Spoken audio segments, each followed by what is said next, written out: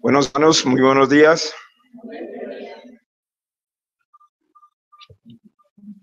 El nombre del sermón para hoy, el verdadero arrepentimiento. El verdadero arrepentimiento.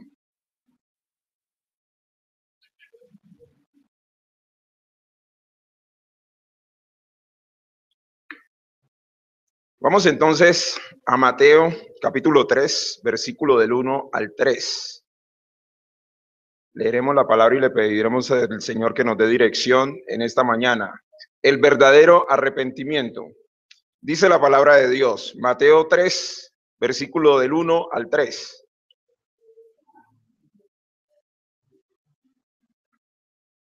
En aquellos días vino Juan el Bautista predicando en el desierto de Judea y diciendo: arrepentíos, porque el reino de los cielos se ha acercado. Pues este es aquel de quien habló el profeta Isaías cuando dijo: voz del que clama en el desierto, preparad el camino del Señor, enderezad sus sendas. Oremos al Señor. Padre amado, te damos gracias por el privilegio que nos das de estar reunido en esta mañana en tu nombre. Gracias, Señor, por usarme, Señor, para poder emitir tu palabra. Yo te pido que bendiga mis labios, todo mi ser, Señor, para que aquí solamente se diga lo que tú quieres transmitirle a tu congregación. Te lo pido, Señor, en el nombre de Cristo Jesús. Amén. Buenos hermanos, cuando leemos las Escrituras, podemos observar que a lo largo de toda la Biblia vemos cómo el Señor hace énfasis en el arrepentimiento. Veamos solo algunos pasajes que nos ilustran al respecto. Por ejemplo, en Primera de Reyes, capítulo 8, versículo 47, dice el Señor allí: y ellos volvieren en sí en la tierra donde fueren cautivos, si se convirtieren y oraren a ti en la tierra de los que los cautivaron y dijeren: pecamos, hemos hecho lo malo, hemos cometido impiedad. Está hablando el rey Salomón acerca de la dedicación del templo allí. En Oseas 6:1, venid y volvamos a Jehová, porque él arrebató y nos curará, hirió y nos vendará. En Hechos 5:31 dice: a este Dios exaltó a su diestra como príncipe y salvador, para dar arrepentimiento a Israel y perdón de pecados. En Mateo 3:8 también dice el Señor: por tanto, dad frutos dignos de arrepentimiento. Y en Isaías 55:7 dice el Señor: deje el impío su camino y el hombre inicuo sus pensamientos, y vuélvase a Jehová, el cual tendrá de él misericordia, y al Dios nuestro, el cual será amplio en perdonar. El tema del arrepentimiento, hermanos, en todas las Escrituras, no es dado como una simple nota opcional para el hombre, sino como un mandato determinante por el bien de su alma. De hecho, la Biblia narra la historia de la redención del hombre a través de Jesucristo, y esto significa que bajo la condición de pecado del hombre es imperativo que éste se arrepienta de su mal camino y vuelva a Dios. Un teólogo dice sobre el pasaje de Mateo 3, sobre este pasaje que habla del llamado al arrepentimiento a través de Juan el Bautista. Dice este teólogo, abro comillas: el mensaje principal de Juan el Bautista, que fue el heraldo de Jesús, era: arrepentíos, porque el reino de los cielos se ha acercado. Este llamado al arrepentimiento era una apelación urgente a los pecadores. Nadie que se niegue a arrepentirse puede entrar en el reino de Dios. El arrepentimiento es un requisito previo, una condición necesaria para la salvación. Cierro comillas. En la Escritura, el arrepentimiento significa sufrir un cambio de mentalidad. Este cambio de mentalidad, hermanos, no es un simple cambio de opiniones menores, sino un cambio completo en la dirección de nuestras vidas, que esto implica un giro radical del pecado a Cristo. Es importante entonces considerar que la razón fundamental de por qué el hombre debe arrepentirse es precisamente por su pecado. Si el hombre no tuviera pecado, entonces no sería necesario el arrepentimiento. Pero es una realidad que desde la caída del Edén, el hombre no ha hecho más que pecar y pecar. Esa es su naturaleza, la cual es totalmente contraria, opuesta y ofensiva a la santidad de Dios. Es por eso que el hombre está bajo el juicio imperante de la ira de Dios y destituido de su gloria, como lo podemos ver en Romanos 3:23, ¿verdad? Bueno, entonces el efecto del pecado sobre ti y sobre mí y sobre toda la raza humana es muy seria, ya que el pecado ha dejado al hombre culpable y desdichado en un estado de perdición y de total ruina. El pecado ha desfigurado la imagen de Dios en nuestra alma, ha cortado nuestra comunión con Él, quien nos hizo a su propia imagen moral. El pecado ha hecho que por naturaleza tú y yo seamos amantes del pecado y en otro tiempo aborrecedores de Dios, quien es el único bien. Sabemos que aún en nosotros hay un remanente de pecado. Por lo tanto, también nosotros, aunque hemos sido redimidos, debemos arrepentirnos para mantener una buena comunión con Dios, glorificando así su nombre. Nosotros tenemos un pecado remanente, ¿eh? ¿Dónde podemos ver eso? Vamos a Primera de Juan, Primera de Juan capítulo 1, versículo del 8 al 10. Primera de Juan capítulo 1, versículo del 8 al 10.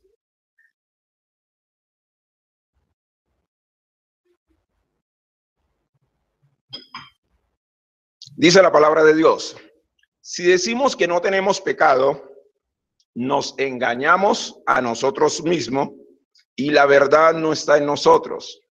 Si confesamos nuestros pecados,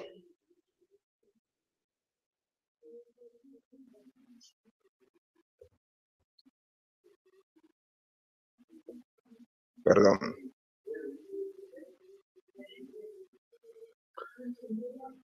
Primera de Juan 1 del 8 al 10. Bueno, si decimos que no tenemos pecado, nos engañamos a nosotros mismos y la verdad no está en nosotros. Si confesamos nuestros pecados, Él es fiel y justo para perdonar nuestros pecados y limpiarnos de toda maldad. Si decimos que no hemos pecado, le hacemos a Él mentiroso y su palabra no está en nosotros. Es precisamente por todo esto que Dios en su gracia y misericordia envió a su Hijo para deshacer las obras del diablo y vencer el pecado en la cruz. Es allí donde nos ha sido dada la mayor herencia en este rescate divino, que es la reconciliación con el Padre y la vida eterna. Por todo esto, hermanos, es que nuestro Señor Jesucristo vino al mundo predicando: arrepentidos porque el reino de los cielos se ha acercado, como lo podemos ver en Mateo 4:17. Él ordena entonces a cada pecador que abandone su rebelión, su pecado y se rinda en humillación total delante de Él. En otras palabras, el pecador tiene que cambiar de parecer en lo que respecta al pecado y a Dios mismo. No debe excusarse echándole la culpa a los demás por su pecado, sino que debe presentarse delante de Dios en total humillación y dolor, pidiendo perdón a Dios y dejando su pecado atrás. No hay que transferir el pecado, ¿cierto? No hay que excusarse. Cuando uno, por ejemplo, observa en pasajes en Génesis acerca de la caída del hombre, cuando Dios le pregunta a Adán, ¿cierto? ¿Por qué se esconde? ¿Qué ha hecho? ¿Cierto? Que comiste del pan, del árbol, del fruto del árbol que te dije que no comiera. ¿El qué dice? La mujer que me diste me dio a comer y yo comí. Y pareciera que Adán le está echando la culpa a Eva, pero no es así. Él está diciendo, la mujer que tú me diste, por eso yo pequé. O sea, la culpa es de Dios, ¿verdad? Tenemos que reconocer nuestro pecado. La culpa es del hombre y tenemos que admitirlo como tal. El arrepentimiento, hermanos, es un don de Dios. Es un regalo de Él que resalta su grandeza, su amor, su justicia y misericordia. No es algo de nosotros como para pensar que podemos planificar arrepentirnos X o Y tiempo. Es algo que Dios provee.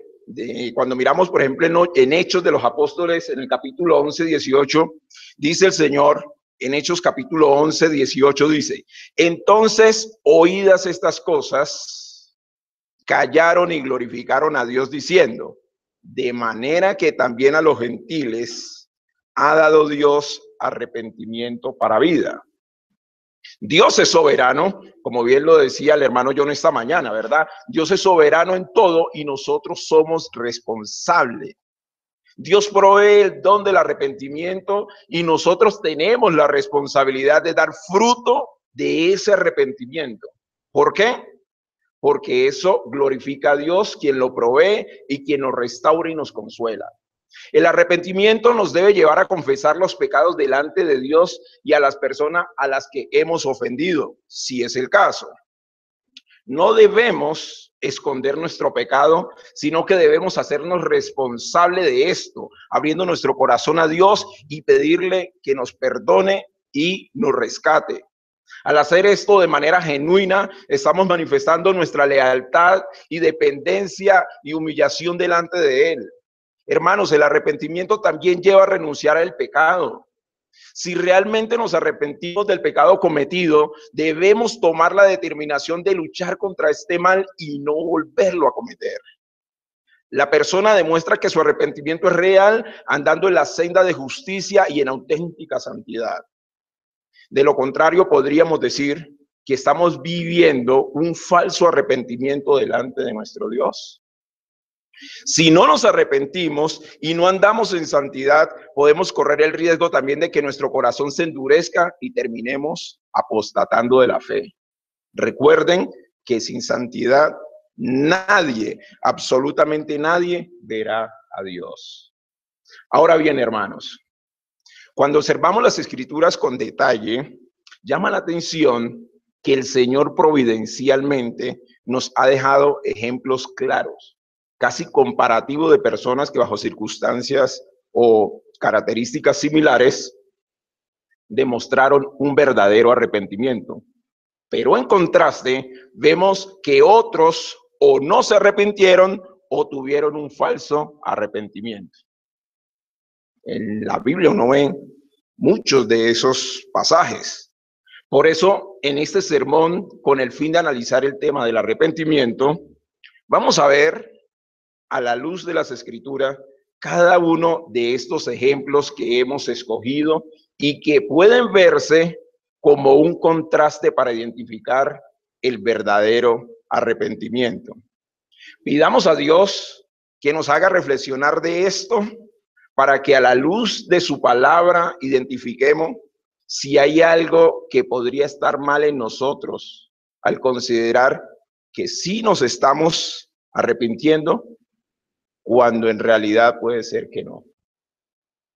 Entonces, en este sermón vamos a ver 4 ejemplos claros de contraste del verdadero arrepentimiento. En la Biblia hay muchos más ejemplos, pero he extraído estos 4 que quiera Dios que pueda tocar nuestros corazones para que podamos hacer ese verdadero contraste en nuestra vida y meditar sobre eso.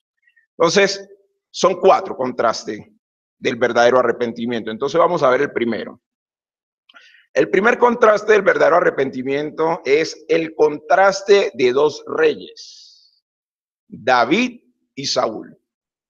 El contraste de 2 reyes, David y Saúl. Vamos al Salmo 51. Vamos al Salmo 51, el versículo 2 al 4. Salmo 51, versículo 2 al 4 dice: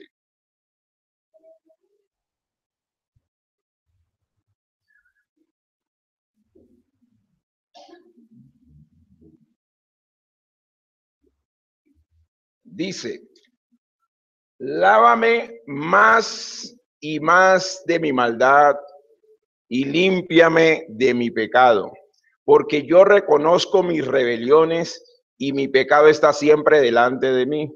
Contra ti solo he pecado y he hecho lo malo delante de tus ojos, para que seas reconocido justo en tu palabra y tenido por puro en tu juicio. Ese salmo deja claro el genuino arrepentimiento de David ante su pecado con Betsabé. David se arrepintió verdaderamente. Él reconoció su maldad ante Dios y Dios lo restauró. Asumió las consecuencias de su pecado y recibió consolación. Nunca más se observa en la Biblia que David volvió a cometer un acto de adulterio o asesinato. David fue llamado como un hombre conforme al corazón de Dios, como lo podemos ver en Hechos 13:22. En contraste a lo que David experimentó, podemos ver a Saúl.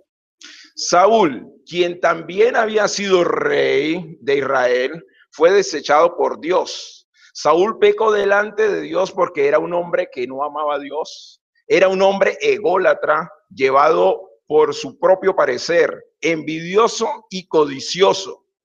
Cuando volvieron de vencer a los filisteos y las mujeres gritaban, David mató a sus miles y Saúl a sus 10,000, ¿qué pasó?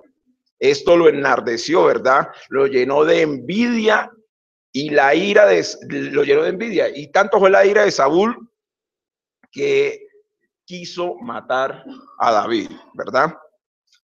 Tiempo después de este evento, cuando Dios le ordenó que exterminara a todos los amalecitas, Saúl no quiso hacerlo, sino que dejó con vida al rey de este pueblo pagano, que era el rey Agag, y tomó para sí pertenencia a animales del botín cuando Dios le había dicho lo contrario. Cuando Saúl fue confrontado por el profeta Samuel, ¿cuál fue la reacción de Saúl? ¿Cuál fue su respuesta ante su desobediencia? Miremos en Primera de Samuel 15:15. Primera de Samuel 15:15.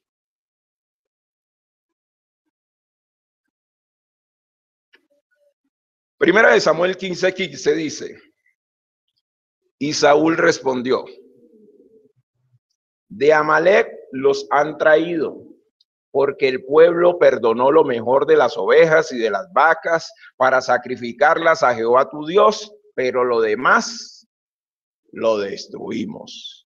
Aquí podemos ver que Saúl en primera instancia trata de culpar a otros, a sus súbditos. Él no reconoce su pecado, no se duele por él sabiendo que ha ofendido a Dios al haber desobedecido, sino que justifica culpando a otras personas. Es probable, querido hermano, que ante alguna situación usted también esté justificando por su pecado, ¿no? Se esté justificando por su pecado, echándole la culpa a su cónyuge, a sus hijos, a sus padres, a sus compañeros de trabajo, a los hermanos de la iglesia, quizá hasta el propio pastor. Recuerde lo que dice Proverbios 28:13. El que encubre sus pecados no prosperará, mas el que lo confiesa y se aparta alcanzará misericordia. Vaya a Cristo en arrepentimiento y fe. Duélase por su maldad y reconcíliese con él. Deje el pecado atrás y no vuelva a él. Hágalo ahora mismo, determine para vivir en santidad para la gloria de Dios. Segundo contraste. El contraste de dos hijos. Vamos a ver, el contraste de dos hijos. El hijo menor y el hijo mayor. En la parábola del hijo pródigo, nuestro Señor Jesucristo nos enseña claramente lo que es el verdadero arrepentimiento, ilustrado en el hijo menor.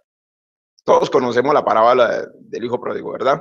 En este pasaje vemos que el hijo menor pide su herencia anticipada al padre y se va a una tierra lejana y malgasta todo lo que tenía en los placeres mundanos. Al final, cuando este hijo menor se quedó sin nada, deseó comer las algarrobas que le daban a los cerdos, pero nadie le daba nada. En esta condición, el hijo menor de esta parábola vuelve en sí, dice la palabra que él volvió en sí, y de una manera extraordinaria, por la providencia de Dios, puede ver su condición de pecado y cambiar de actitud, volviendo a su padre en arrepentimiento y humillación. ¿Qué hace el padre? El padre lo perdona, le da ropa espléndida, le pone un anillo, le da calzado nuevo, mata el becerro más gordo y ¿qué hace? Una fiesta, ¿verdad? Todos conocemos el pasaje. Verifiquemos, vamos a Lucas capítulo 15, versículo 21 al 24.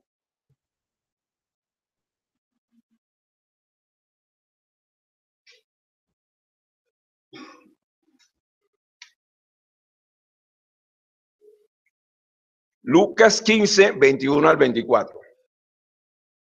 Dice, y el hijo le dijo, Padre, he pecado contra el cielo y contra ti, y ya no soy digno de ser llamado tu hijo. Pero el padre dijo a sus siervos, sacad el mejor vestido y vestidle, y poned un anillo en su mano y calzado en sus pies. Versículo 23, y traed el becerro gordo y matadlo y comamos y hagamos fiesta. Versículo 24, porque este es mi hijo, muerto era y ha revivido. Se había perdido y es hallado. Y comenzaron ¿a qué? A regocijarse. El hijo menor, a pesar de su pecado, demostró con su actitud no solo apartarse de su condición pecaminosa, sino que demostró una total humillación y exaltación, honrando a su padre. ¿Al qué? Al reconocer su pecado e inclusive teniendo una actitud reverente de despojo a ser llamado su hijo. Ahora bien, en contraste a esto, vemos al hijo mayor, quien había permanecido con el padre todo el tiempo.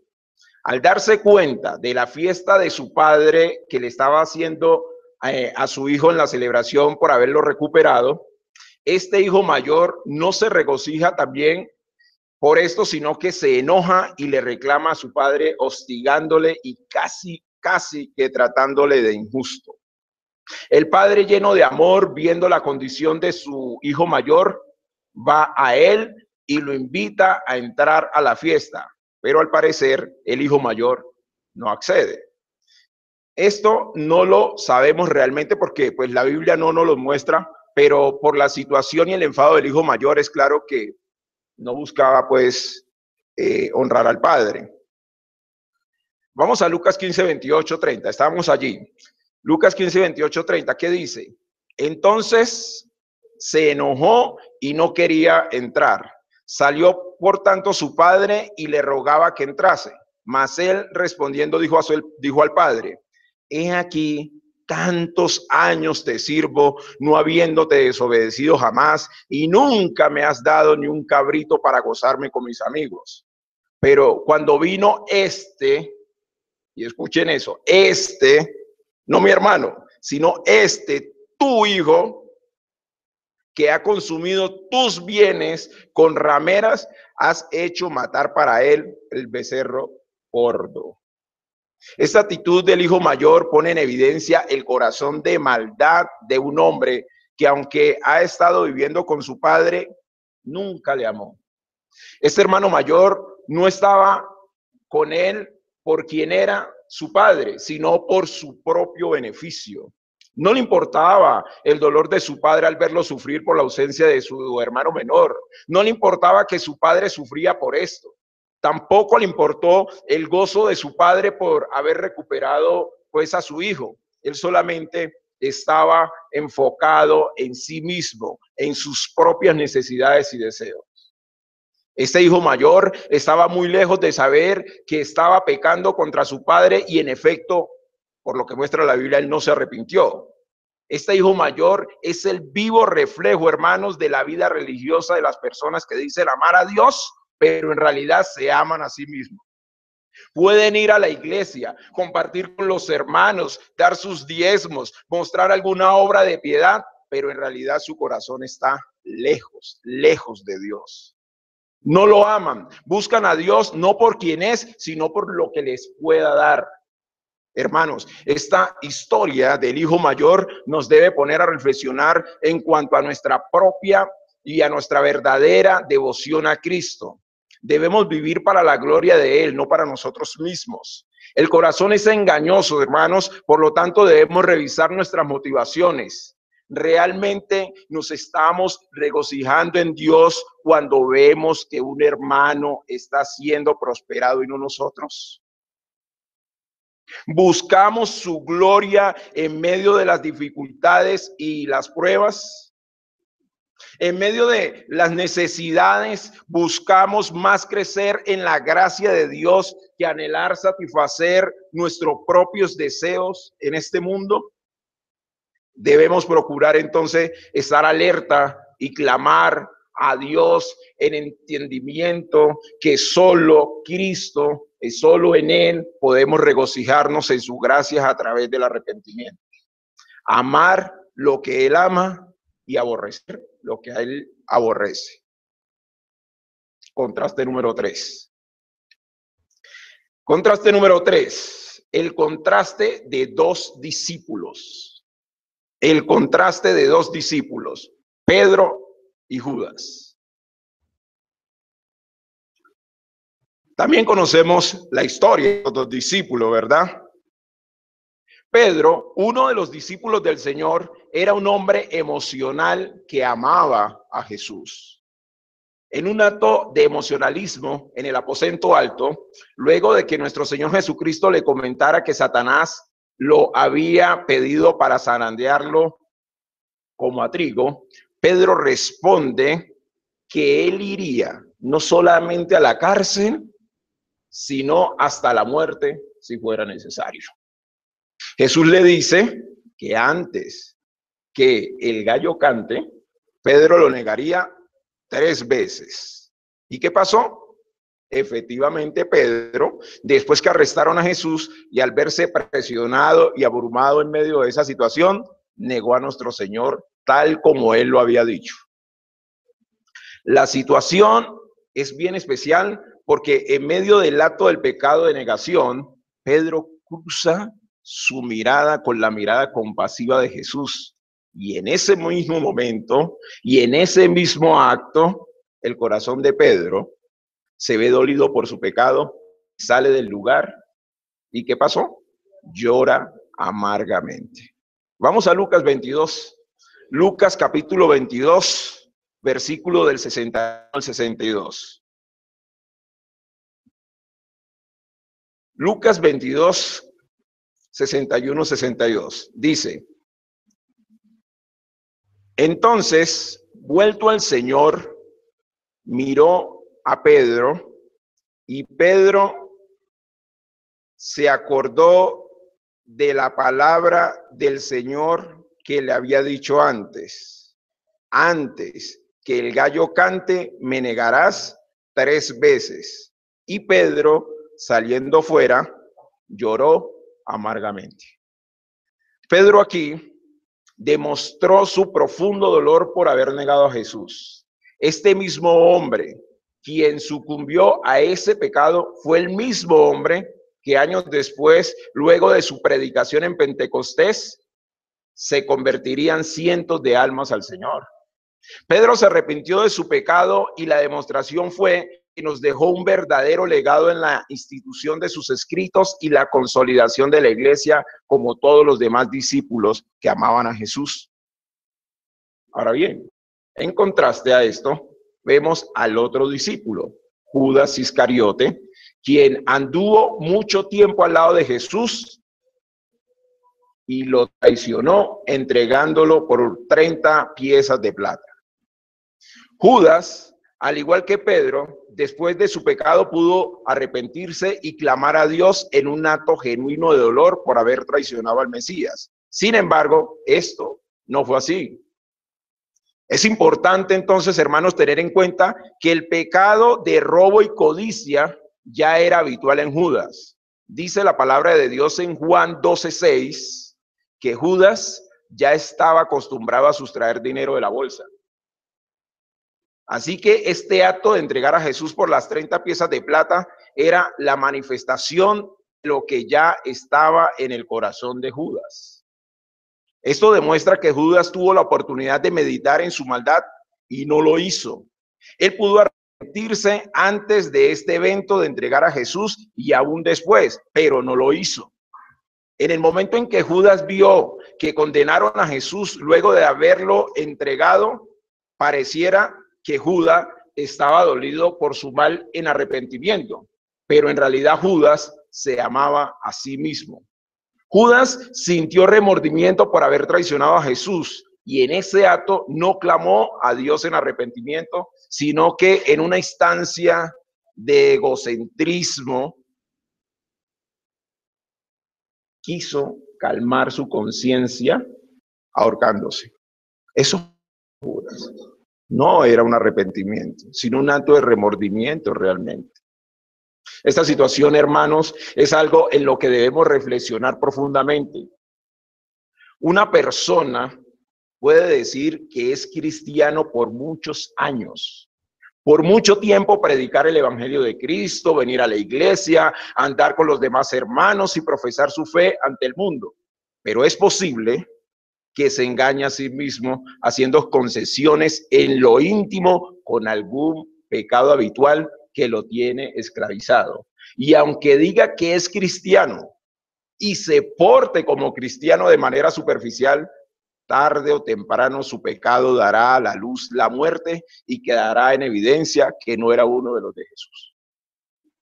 Hermanos, debemos revisar nuestro corazón y debemos estar atentos todo el tiempo mortificando el pecado y exponiéndolo a la luz, clamando a Dios por arrepentimiento y estando dispuestos a negarnos a nosotros mismos.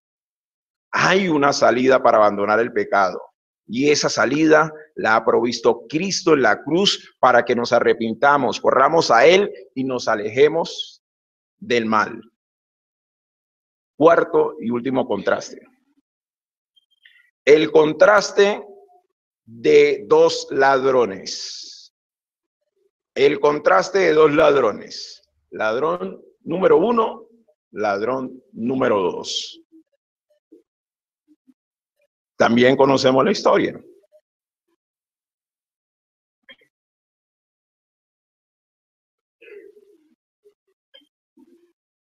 Este es uno de los eventos más impactantes de la historia de la redención de Cristo. Aquí vemos a dos ladrones que habían sido condenados a muerte junto a Cristo. El ladrón número 2 era un hombre pecador quien horas antes de su crucifixión lanzaba insultos contra Jesús. Sin embargo, en ese mismo momento de sombra y de muerte, este hombre a punto de perecer y sin importar la vida pecaminosa que había llevado en su pasado, recibe la gracia de Dios y luego de la injuria que hizo el primer ladrón hacia Jesús, este ladrón número 2 menciona una de las palabras más sublimes de clamor, exaltación y adoración a Cristo. Este hombre, en un arrepentimiento genuino de sus pecados, expresa al otro ladrón que Jesús no merecía estar allí y que por el contrario, él sí. Y acto seguido le pide al Señor Jesucristo que se acuerde de él cuando viniera en su reino. Vamos a Lucas 23. Lucas 23, versículo 41. Lucas 23, versículo 41 al 43 dice: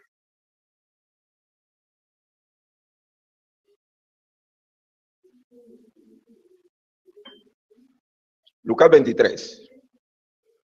¿Sí? Nosotros a la verdad justamente padecemos, porque recibimos lo que merecieron nuestros hechos, mas ningún mal hizo. Versículo 42. Y dijo a Jesús: acuérdate de mí cuando vengas en tu reino. Versículo 43. Entonces Jesús le dijo: de cierto te digo que hoy estarás conmigo en el paraíso. Esta actitud de este hombre a punto de morir deja claro la gracia y la misericordia de Dios de salvar a sus escogidos.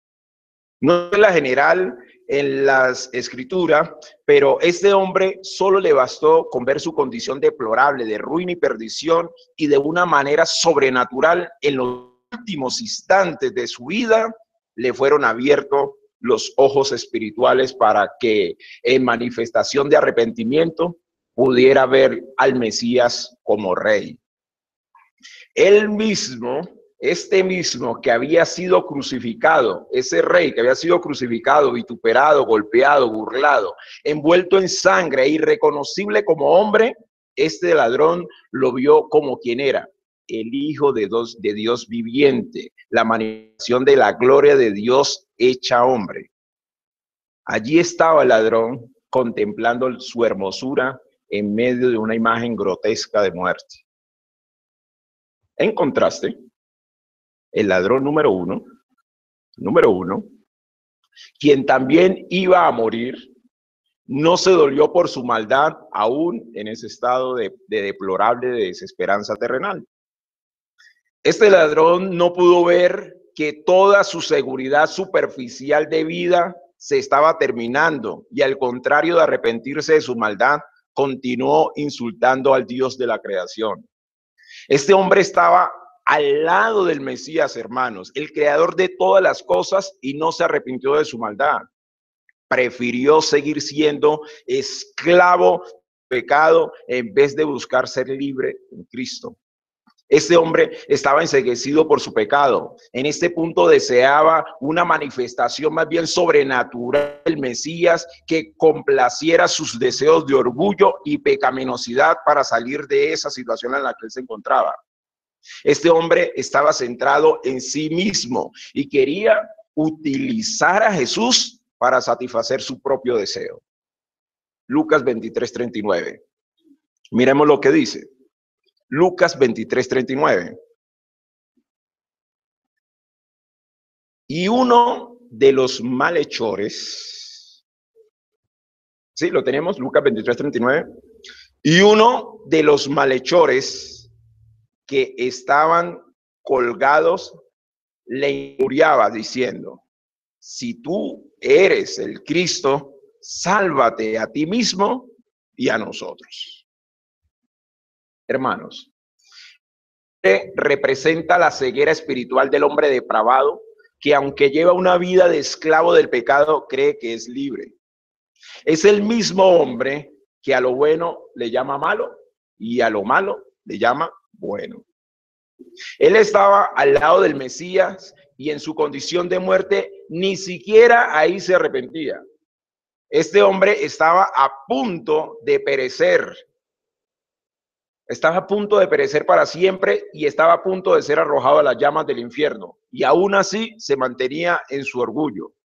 Es triste saber, hermanos, que hoy en día muchos inconversos y aún quienes profesan ser cristianos prefieren vivir bajo su idolatría religiosas, en sus pecados secretos, bajo sus propias pasiones, y se engañan a sí mismos pensando que van al cielo cuando en realidad van al infierno. Estas personas deben ver la vida en cualquier momento se acaba y que pueden ser cortados de este mundo para siempre, perdiendo la oportunidad de arrepentirse delante de Dios y ser reconciliados con Cristo. No es necesario irse al infierno con tus pecados, hermano, amigo que nos visita. No es necesario que te vayas con tus pecados al infierno sobre ti, cuando en la cruz del Calvario Jesucristo cargó con los pecados de muchos. Esto también puede incluirte a ti si vienes corriendo a Él en arrepentimiento y fe. Conclusión, hermanos. Conclusión sobre este tema. Como conclusión, hermanos, debemos entender que el arrepentimiento genuino es una manifestación de la gracia de Dios, y que para que éste sea efectivo debe estar desprovisto de cualquier motivación egoísta o de obras que busque ganarse el favor de Dios. Desde la caída del hombre en el huerto del Edén en Génesis 3:15, Dios hizo una promesa para redimir a sus escogidos. Esa promesa implicaba que un día su hijo viviría entre los hombres y viviría como hombre pero sin pecado y se ofrecería como sacrificio en una cruz, cumpliendo todas las demandas de la ley para que tú y yo fuésemos justificados delante del Padre. A lo largo de toda la historia de la humanidad, Dios fue haciendo una revelación progresiva, como lo hemos visto aquí con el pastor, sobre muchos de estos hechos de la gracia, haciendo del arrepentimiento un don especial que junto con la fe usaría para atraer a los suyos. El arrepentimiento para nosotros no es una fórmula para ganarnos algo de Dios. El arrepentimiento es esa dulce respuesta a un Padre amoroso que ve nuestra condición de pecado y nos extiende su gracia. Y nosotros, que estamos en esa condición deplorable, abrazamos su oferta con reverencia y humillación, expresando lo que preferimos a Él antes que a nosotros mismos. Lo preferimos a Él. El arrepentimiento, como le hemos dicho, hermanos, va ligada a la fe. No puede haber fe sin arrepentimiento, ni arrepentimiento sin fe. Es por eso que como creyentes, día tras día, debemos estar inmersos en el conocimiento de las Escrituras y en el Evangelio de Cristo.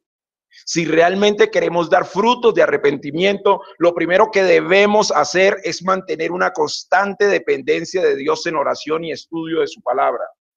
La palabra de Dios nos redarguye de pecado. Es una espada de doble filo que nos confronta en nuestra maldad y nos hace doblegar ante la necesidad absoluta de justicia y perdón.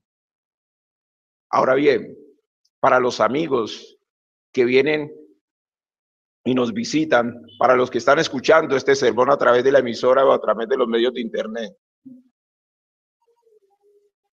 aquellos que aún no se arrepienten de su pecado, el Señor es claro en decir que deben arrepentirse y humillarse, darle la espalda al pecado y vivir para Él. Cristo es el único camino al Padre. Él fue el que pagó en la cruz el justo castigo que tú y yo merecíamos. Mañana, amigo, puede ser tarde. Tan tarde como para el ladrón que se perdió en su maldad, pero tan a tiempo como para el ladrón que se arrepintió con urgencia. No lo dudes.